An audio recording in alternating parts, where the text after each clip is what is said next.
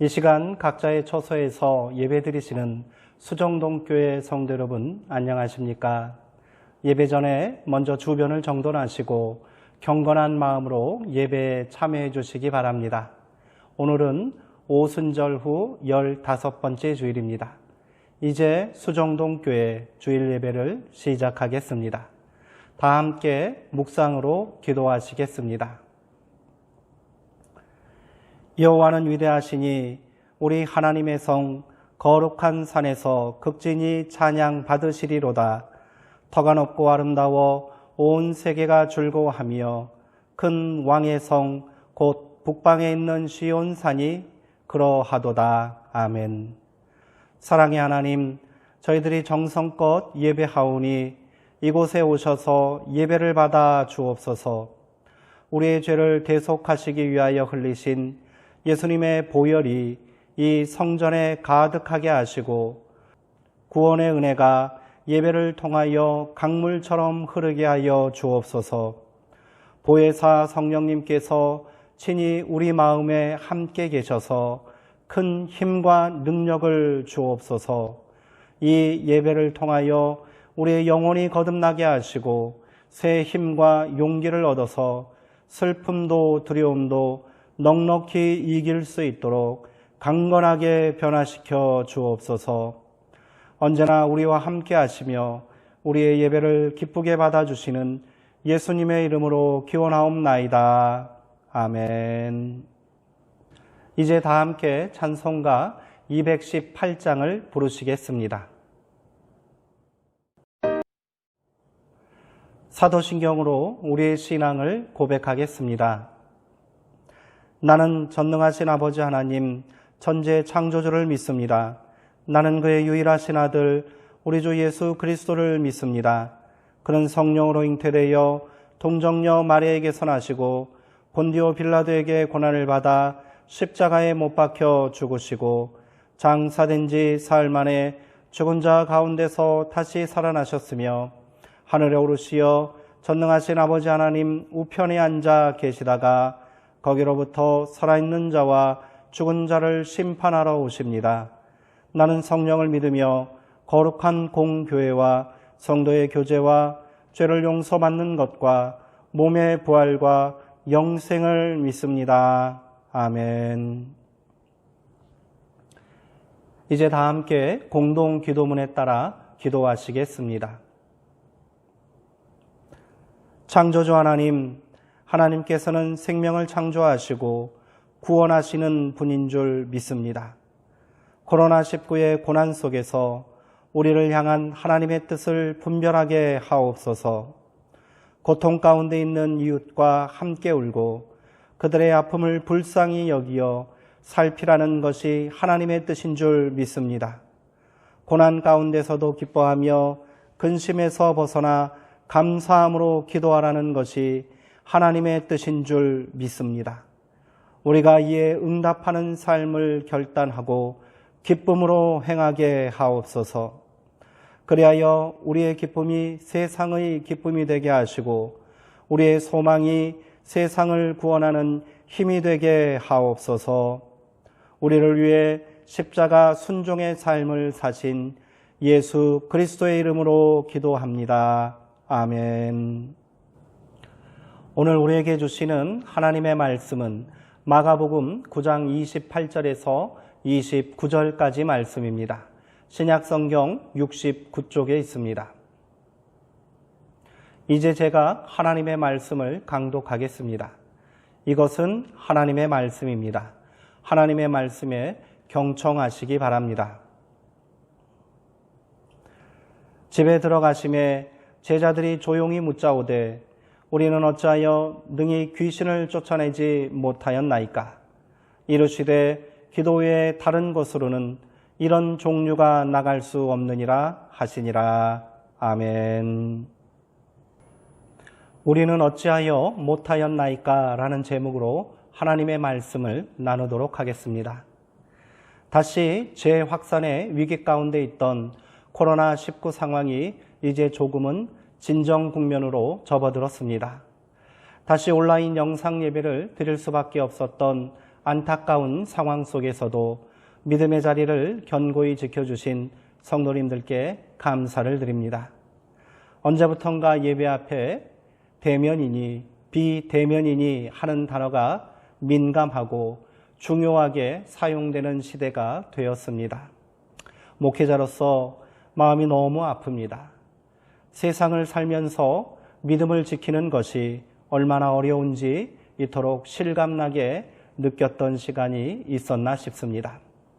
그런 의미에서 믿음을 지키며 세상을 사는 것은 고난이라고 말한 바울의 가르침이 새삼스레 옳은 말이었구나 하는 생각이 듭니다. 어느 곳에 있든지 어떠한 형편 가운데 있든지 예배는 하나님의 임재와 만나는 은혜와 축복의 시간입니다. 바로 오늘 우리의 예배가 이러한 은혜와 축복의 자리가 될 줄 믿습니다. 그리고 마침내 우리의 예배가 일상의 곤고함을 이기고 연약한 믿음을 온전히 세우는 힘이 될 줄 믿습니다. 오늘 함께 읽은 본문은 14절에서 시작되는 귀신 들린 아이 치유 사건의 결말 부분입니다. 사건의 발단은 이러합니다.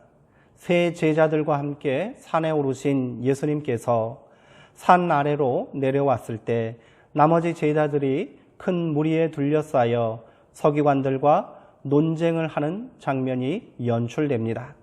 제자들이 서기관들과 어떤 논쟁을 하고 있었는지는 성경에 나와 있지 않습니다. 이후 밝혀지는 사건의 정황으로 미루어 볼 때 어떤 사람이 귀신 들린 자기 아들을 제자들에게 고쳐달라고 데려왔나 봅니다. 그런데 제자들이 이 아이를 고쳐주지 못하자 논쟁이 시작된 것으로 보입니다. 서기관들은 제자들의 무능을 지적했을 것이고 제자들은 이를 변명하느라 논쟁이 거칠어지고 있었던 모양입니다. 이때 구원자처럼 예수님께서 등장하셨습니다. 예수님은 너희가 무엇을 그들과 논쟁하고 있느냐고 물으십니다. 이 질문은 분명 예수님이 변화산에 올라갔을 때 산 아래 남아있던 9명의 제자들에게 하신 질문입니다. 그런데 제자들이 상황을 이야기하기도 전에 무리 중에 있던 한 사람이 불쑥 예수님께 대답을 합니다. 선생님, 말 못하게 하는 귀신 들린 내 아들을 선생님께 데려왔습니다. 아이의 아버지로 보이는 이 사람은 논쟁에는 아무런 관심이 없습니다. 그가 한 말은 논쟁의 내용이 아니었습니다. 그는 서둘러 이 소모적인 논쟁을 끝내고 사건의 본질로 돌아가려 합니다. 이때 제자들은 아무 말도 하지 못하고 있습니다. 아이의 아비가 전하는 사건의 본질은 이러합니다. 선생님, 내 아들이 말 못하는 귀신에 사로잡혀 있습니다. 이 때문에 아이가 수시로 발작을 일으키고 입에 거품을 물고 이를 갈며 온몸이 뻣뻣해집니다. 이 아이를 선생님의 제자들에게 데려왔는데 그들은 귀신을 쫓아내지 못했습니다.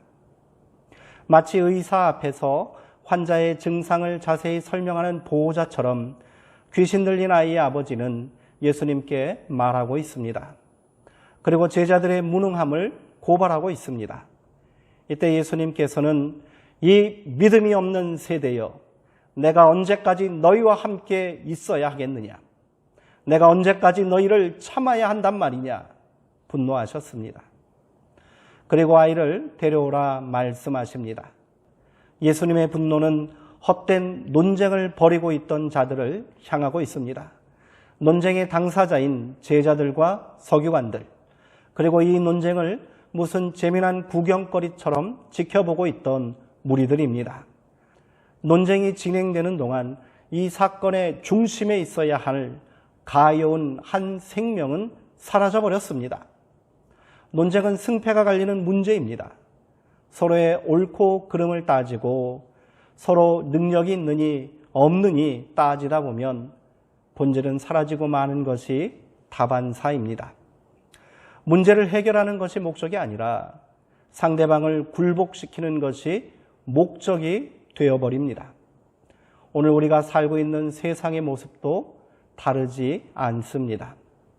이쯤 되면 예수님께서 왜 분노하셨는지, 산에서 내려온 예수님을 보고 무리들이 왜 매우 놀랐는지 이해가 됩니다. 여기서 매우 놀랐다는 말은 매우 두려워하였다라고 번역하는 것이 옳습니다. 예수님의 등장에 논쟁의 당사자들은 누구 말이 옳은지 옳고 그름을 판단해야 되려고 요청하지 못합니다. 그들은 두려워했습니다. 자신들의 모습이 얼마나 부끄럽고 의미 없는 행동인지 순간 깨달았기 때문입니다. 어찌되었던 이제 모든 문제가 제자리로 돌아왔습니다. 사건의 본질이 다시 조명되었고 이제 예수님이 이를 어떻게 해결하시는가가 중요하게 되었습니다. 예수님 앞에 데려온 아이는 곧바로 경련을 일으켰습니다. 아니, 이 아이를 사로잡고 있는 귀신이 예수님을 보자 경련을 일으킨 것입니다. 아이는 아비의 말대로 거품을 물고 땅에 쓰러져 온몸을 구부리고 고통스러워합니다. 아이의 모습을 본 예수님은 아이의 아버지에게 묻습니다. 이 아이가 언제부터 이렇게 되었느냐? 그는 아들의 이 심각한 질병에 대하여 다시금 소상히 말씀드리고는 예수님께 무엇을 하실 수 있거든 우리를 불쌍히 여기사 도와주옵소서 이렇게 간청했습니다. 예수님께서는 할 수 있거든이 무슨 말이냐? 믿는 자에게는 능히 하지 못할 일이 없느니라 이렇게 응답하십니다. 그러자 아이의 아버지는 소리를 질러 다시 예수님께 간청합니다. 내가 믿나이다. 나의 믿음 없는 것을 도와주옵소서. 이때 그동안 논쟁에 구경꾼으로 모여있던 자들이 사건의 증인으로 예수님 주위로 모여들었습니다. 그리고 예수님은 더러운 귀신을 꾸짖어 말씀하십니다.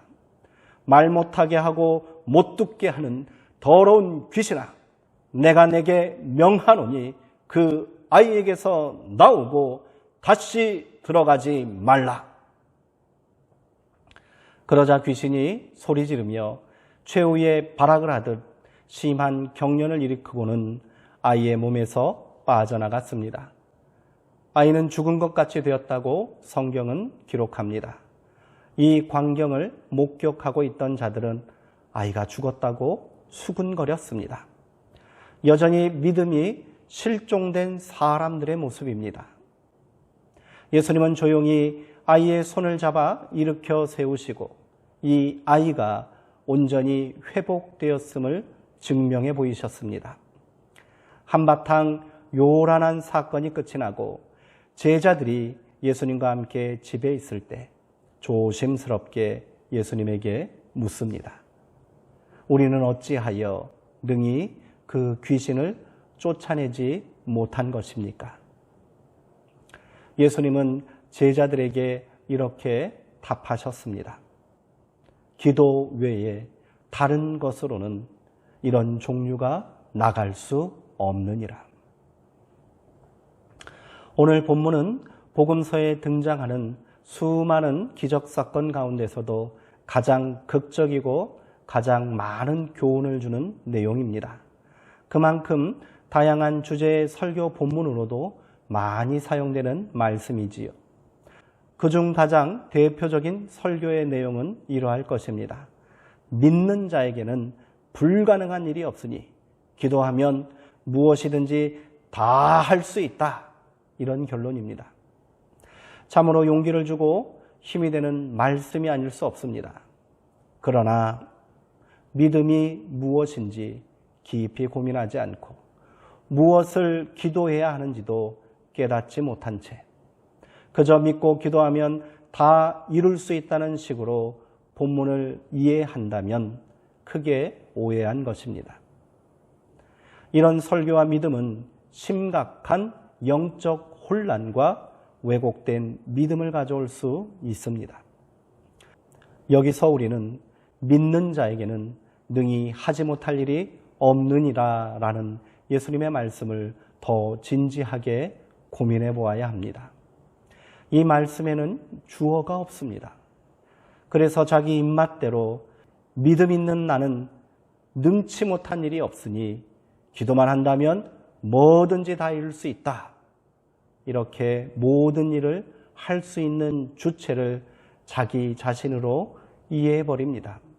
그러나 이 사건에서 믿음이 있는 사람은 한 사람도 없습니다. 귀신 들린 아이의 아비도 스스로를 나는 믿음이 없습니다. 도와주옵소서 예수님께 간청했을 뿐입니다. 본문에서 믿음은 예수님에게만 나타납니다. 그러므로 23절 말씀의 주어는 바로 예수님 자신이십니다. 이 사실을 토대로 말씀을 다시 재구성해 보겠습니다. 할 수 있으면 무슨 일이라도 해보라고? 그게 무슨 얼토당토하는 말이냐? 나는 믿음이니 내가 능히 하지 못할 일이 없느니라. 이제 본질과 진실을 외면하고 헛된 논쟁이나 벌이고 있던 한심스러운 자들을 향해 이 믿음 없는 세대여, 내가 어느 때까지 너희와 함께 있어야 한단 말이냐? 분노하신 예수님의 말씀이 비로소 이해가 됩니다. 믿음의 본질과 실체가 예수님이라면 이 사건의 발단은 예수님께서 3명의 제자만 데리고 나머지 제자들은 남겨두시고 산 위에 올라가셨기 때문입니다. 산 아래에 있던 제자들은 지금 예수님과 함께 있지 않았습니다. 예수님의 부재는 그들에게 믿음의 부재와 마찬가지였던 것이지요. 예수님의 부재 상태에서 그 신앙을 시험받고 공격받는 자리에 몰리게 되자 제자들의 믿음은 실종되어 버렸습니다. 이들이 할 수 있는 일이라고는 서기관들과 세상의 이치를 따지는 무의미한 논쟁을 벌이는 일뿐이었습니다. 믿음 없는 세대의 단면입니다. 오늘 우리의 모습과 교회가 처해 있는 현실도 이와 다르지 않은 것 같습니다. 우리는 표면적으로 예수님의 부재 상태에 있습니다. 우리는 이 땅에서 신앙생활하는 동안 절대로 예수님을 몸으로 만날 수 없고요, 눈으로 목격할 수 없습니다. 그래서 세상사에 쉽게 흔들리고 이런저런 공격을 받고 문제가 생기면 겨자씨만한 믿음도 사라져버리고요, 거친 논쟁만 벌이고 있는 것입니다. 이 논쟁에서 예수님은 사라져버립니다. 믿음은 사라져버립니다. 더 중요한 것은 진짜 집중하고 힘써야 할 본질이 잊혀지고 만다는 것입니다. 여기서 예수님께서 말씀하신 믿음은 예수님의 부재와 상관없이 언제 어디서나 어떠한 상황 가운데 있든지 변함없이 예수님의 동행하심과 그 능력을 의심하지 않는 절대적인 신뢰를 말하는 것입니다. 우리가 믿음이라고 번역하는 단어의 본뜻이 신실함이라는 것도 이를 잘 보여주는 증거입니다. 우리가 회복해야 할 믿음의 본질이 바로 여기에 있습니다. 예수님은 우리는 왜 귀신을 쫓아낼 수 없었습니까? 질문하는 제자들에게 기도 외에 다른 것으로는 이런 종류가 나갈 수 없다 대답해 주셨습니다. 여기서 믿음과 기도는 같은 의미를 가지고 있습니다. 믿음으로 귀신을 쫓아낼 수 있는 능력은 예수님에게 있으니 제자들이 할 수 있는 일은 이 믿음으로 기도하는 것이라는 깨우침입니다. 이를 통해 예수님과 우리가 믿음으로 하나가 될 수 있는 것입니다. 이 믿음 안에서 예수님의 부재를 극복할 수 있습니다. 기도를 통하지 않고서 절대로 우리는 이 믿음 안에 거할 수 없습니다. 기도 없이는 우리의 믿음이 절대로 본질을 회복할 수 없습니다. 기도 없이는 우리는 그 어떤 문제도 근본적으로 해결할 수 없습니다. 기도하지 않기에 성공과 실패를 따지며 논쟁이나 벌이고 있는 것입니다. 실패 앞에서는 서로를 비난하고 작은 성공을 거두면 그것이 자기의 공이라고 자랑하며 교만해지는 것입니다. 심지어 그것이 기도 응답이라고 말하기도 합니다. 모두가 제대로 기도하지 않았기 때문입니다. 그렇다면 우리는 어떠한 믿음으로 기도해야 하겠습니까? 귀신 들린 아이의 아버지의 간절한 호소에서 그 답을 찾을 수 있습니다. 무엇을 하실 수 있거든 우리를 불쌍히 여기사 도와주옵소서. 그의 간구가 비록 완전하지는 않지만 예수님은 이 사람의 간절한 호소에 응답해 주셨습니다. 여기서 무엇을 할 수 있는 주체는 분명 예수님이십니다. 나는 그저 불쌍하고 무능한 존재일 뿐입니다. 그런데 우리는 이 무엇을 할 수 있는 존재가 예수님이 아니라 내 자신이 되고자 합니다. 또 그렇게 기도하는 경우가 많습니다. 내가 성공해야겠으니 능력을 달라고, 문제를 해결해야겠으니 더 큰 권능을 달라고 기도합니다. 그것이 예수님이 할 수 있는 일인지 아닌지는 상관없다는 거지. 그저 내 만족과 이익에 맞는다면 그 어떤 일이든 상관하지 않습니다. 그러나 우리가 기도로 간구해야 하는 것은 내가 하고 싶은 일이 아니라 예수님께서 하실 일입니다. 그것은 때로 우리의 생각과 우리의 필요와 다를 수 있음을 인정해야 합니다. 이것이 믿음의 본질이며 기도의 첫걸음입니다. 그러므로 기도는 내 뜻과 고집을 꺾고 예수님의 생각과 뜻에 나의 생각을 바꾸기 위한 거룩한 영적 투쟁이 되어야 합니다. 이를 위해 우리는 더 기도해야 하고 절대로 기도를 멈춰서는 안 됩니다. 우리 삶의 본질적인 변화와 믿음의 회복을 위해 기도하지 않으면 안 되는 이유가 여기에 있습니다. 이제 부질없는 논쟁을 그치고 기도합시다.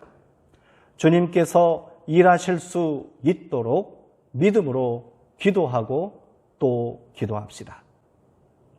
마침내 우리의 기도가 우리를 말 못하게 하고 듣지 못하게 하고 온몸에 경련을 일으켜 꼬꾸라지게 하고 땅에 쓰러져 고통스럽게 뒹굴게 하는 모든 악한 권세로부터 해방과 회복의 역사로 응답될 줄 믿습니다.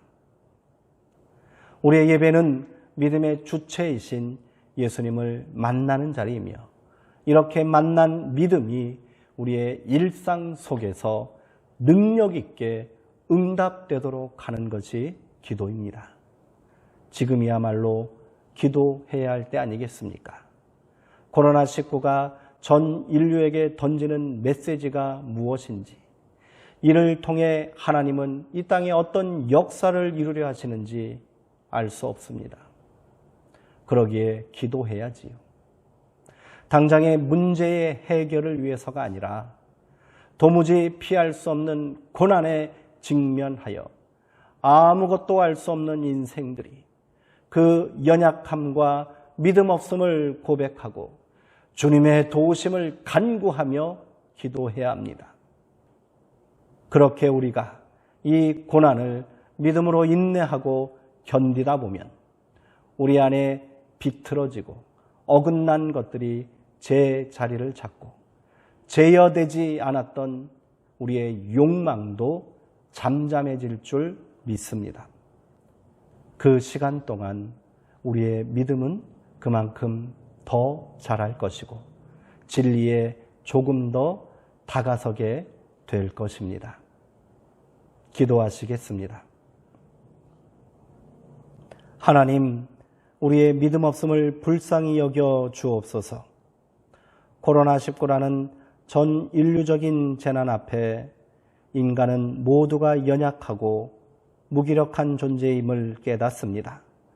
그동안 우리가 자랑했던 건강, 재물, 지식, 권세, 그 어느 것 하나도 이를 막을 수 없음을 경험하고 있습니다.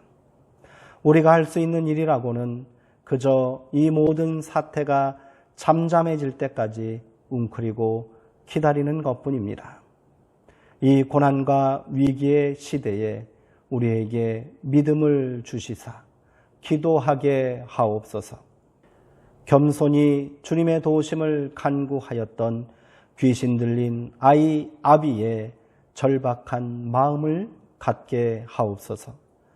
소모적이고 헛된 논쟁을 중단하게 하시고 지극히 작은 생명 하나도 소홀히 대하지 않으시고 반드시 살려내시려는 주님의 마음을 배우게 하옵소서. 그렇게 이제 우리의 기도에 응답하사 이제 우리로 형통하게 하옵소서. 생명을 구원하고 살리시려 이 땅에 오신 예수님의 이름으로 기도합니다. 아멘. 결단의 찬송 369장 부르시는 중에 준비하신 예물을 하나님께 봉헌하겠습니다. 드려진 예물을 위해 기도하겠습니다. 사랑과 은혜의 하나님, 이 시간 우리가 정성과 마음을 다해 귀한 예물을 드리오니 기쁘게 받아 주옵소서. 이 예물이 사용되는 곳에 하나님의 회복의 역사가 나타나게 하시고 우리의 삶 가운데 한없는 은혜와 하늘의 축복으로 응답하여 주옵소서. 예수님의 이름으로 기도합니다. 아멘. 이제 교회 소식을 간단히 전해드리도록 하겠습니다. 지난 7일 부산시 코로나19 관련 교회 집합 제한 명령 완화에 따라 50인 이하 현장 예배가 허용되었습니다. 다시 비대면 예배로 전환되지 않도록 기도해 주시고요. 성도님들도 개인 방역과 사회적 거리 두기에 더욱 힘써 주시기 바랍니다. 계속해서 새벽 기도회와 수요 예배 등 주중 예배는 20일까지 모이지 않겠습니다. 교회 유튜브를 통한 매일 묵상에 열심히 참여해 주시고 개인 경건과 묵상에 더욱 힘써 주시기 바랍니다. 사랑하고 사모하는 성도님들, 한 주간도 주의 은혜 가운데 평안하시고 강건하시기 바랍니다. 지금처럼 조금 더 인내하시고요. 삼가시면서 일상의 경건에 힘써 주시기 바랍니다. 한 주간도 성도의 거룩한 믿음으로 세상의 본이 되시고 소망의 삶을 사시기를 주님의 이름으로 축원드립니다. 이제 축도로 예배를 마치겠습니다. 지금은 우리 주 예수 그리스도의 은혜와 하나님 아버지의 크신 사랑과 성령 하나님의 교통하시고 새롭게 하심이 믿음과 기도로 고난을 이기고 하나님의 뜻을 발견하기를 소망하는 여기 모인 모든 성도들의 머리 위와 이들의 삶의 자리 위에 고통 가운데 있는 이 나라 백성들 위에 지금부터 영원토록 함께 하시기를 간절히 축원하옵나이다. 아멘. 이상으로 오늘 예배를 마치도록 하겠습니다. 사랑하고 사모하는 성도님들, 한 주간도 평안하시고요. 주 안에서 강건하시기를 다시 한번 축원드립니다.